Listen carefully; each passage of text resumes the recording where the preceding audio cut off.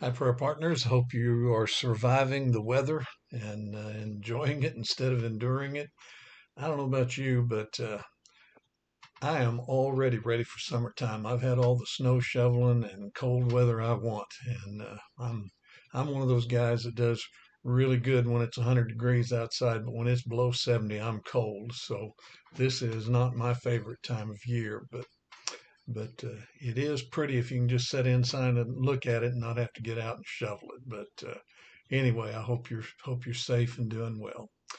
Last week's video we talked about celebrating communion and touched off quite a few conversations with some folks, and I made mention to the fact that um, when they celebrated that communion service, it was Jesus and his disciples in the upper room.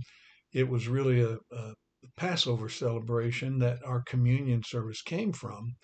And the part that started all the questioning was when Jesus took that cup. And I told you that that cup would have been just grape juice because the Jews would have had to throw anything fermented out before the Passover began. That's 7 days before Passover. They had to go through and clean out anything that was leavened.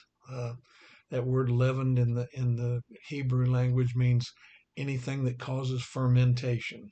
So not just bread that was leavened, but also uh, grape juice. If it was fermented, it had to go. Anything.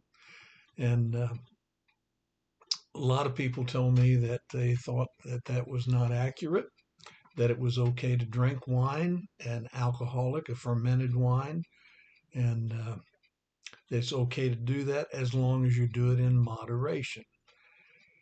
And I've had a number of conversations with people about that, and I am well aware of the Greek and the Hebrew translations of the word wine. In the Old Testament, it's the word yain. In the New Testament, it's the word oinos. Hebrew and Greek both, when they translate that word into wine, um, it can mean either a fermented fruit juice or a non-fermented fruit juice. It depends on the context and how that word is used. And I mentioned last week, it's much the same of our word cider in our English language today. We assume when we talk about cider that we're talking about non fermented fruit juice. And it was the same way with that word wine. As a matter of fact, if you go back and you find dictionaries that were printed before the 1600s, that would have been about the time King James Bible was translated. Back in those days, it was the normal understanding of culture in those days that when you said the word wine, you were talking about grape juice. You look it up in a dictionary printed before 1600, and the definition says a non fermented fruit juice. It could have been wine, it could have been apricot juice, it could have been any other kind of fruit juice as well, but it meant a non fermented fruit juice. And as society and things have changed in our culture, now in our world today, when you use the word wine, you assume that what people are talking about is fermented fruit juice. But that is not the way the word wine in the Bible was taken. Unless the context distinguished that it was fermented, it was always understood to be a non fermented fruit juice. For instance, the word wine press is used a lot in the Old Testament. You didn't press wine from grapes, you pressed grape juice from grapes, and only after it had been fermented that it was referred to as something that would intoxicate. A wine press pressed grape juice. It didn't press wine. Are you with me? And it's the same word that's used in either context. It just depended on how you understood that and how you translated that. And I've had a lot of people tell me, well, it's okay to drink as long as you drink alcohol in moderation. They will almost all agree that it's a sin to be drunk, but it's not a sin to drink alcohol. And my question to them was, okay, if If that's what you really believe, then answer me this question.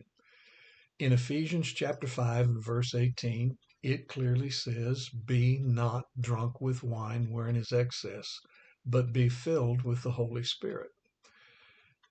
What does that word drunk mean? How do you define that word? How do you establish a standard? If you're agreeing with me that it's a sin to be drunk, then explain to me what that word drunk means in the original language. I mean, after all, I've seen some people take a drink and stagger around and thick-tongued and bleary-eyed and couldn't hardly function. And other people can sit there and drink for several hours and you'd never even know they took a drink of alcohol. So if it's a different amount, affects different people in different ways, how do you come up with a standard to define that word drunk? Does that mean don't be drunk? Does that simply mean uh, it's okay to drink a little bit until you start seeing your vision starts to blur and then that's when you need to quit? Does that mean it's okay to drink until you're so inebriated you fall down and pass out? How do you define that term and how do you set a standard that's equally fair with everybody? Well, my answer to that is I believe the standard for the sin of drunkenness is the same standard for any other sin in the Bible. In other words, what I mean by that is this. How many lies do you have to tell before God says you're a liar? Just one. How many times do you have to steal something before God says you're a thief? Just one. How many times do you have to commit adultery before God says you're an adulterer or an adulteress? Just once. How many times do you have to kill somebody before God says you're a murderer? One time. Now, with that in mind, answer this question. How many drinks do you have to take before God says you're a drunk? I believe it's the same standard. It's just as wrong to take a drink of alcohol as it is to take 50 drinks of alcohol. And I've had other people argue with me and tell me, well, Paul told Timothy to drink wine for his stomach ache. And again, that was talking about grape juice. Timothy was in a place where he was concerned about his witness and the people he was witnessing to. And they knew that Jewish people took the Nazarite vows and had nothing to do with alcohol. Those who were in the priesthood would have never drank fermented alcohol. And Timothy did not want to be a bad witness. And he chose rather to drink polluted water than to soil his testimony, as it were. And Paul wrote to him and told him, quit drinking that polluted water that's making you sick and drink grape juice. Now, people tell me, said, no, that was talking about wine, fermented wine. Well, let me ask you this. Anybody who's ever drank anything and been drunk, they know this. When you're having stomach trouble, the last thing you want to pour down your throat is something that's got alcohol in it. Why? Because the alcohol kills off the good bacteria in your stomach and digestive tract that helps you digest food, and it makes the situation worse. Would Paul have written under inspiration of the Holy Spirit to tell Timothy to do something that was going to make him sicker rather than better? He was saying, quit drinking the polluted water and drink fruit juice instead.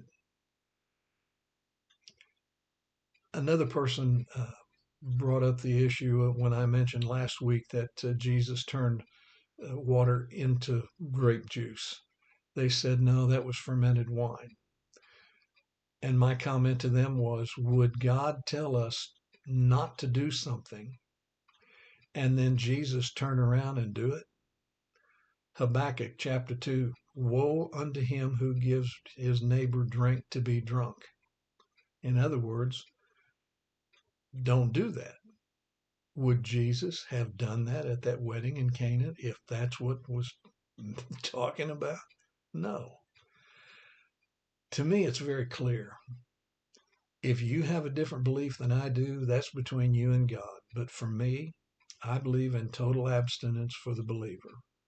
I believe it's as wrong to take a drink as it is to take 50 drinks. God gave us those restrictions to keep us safe, to help us, to watch over us. He didn't do it to take away our fun. He did it to keep us from getting into harm's way. So I believe communion is a wonderful time of celebration and remembering the death, burial, and resurrection of Jesus Christ. It's a time to remember of his perfect body that was not polluted by sin. It was a time to remember his perfect blood that was not polluted by sin, that was shed for me so I could be forgiven, so I could be redeemed. And when it comes time for me to step out of this world and go into heaven, I can do that only because Jesus Christ made a covenant with his Father. And he reminded his disciples just before his death, I've made a covenant for you. My body was sinless. It was pierced. It was bruised. It was broken. My blood was shed.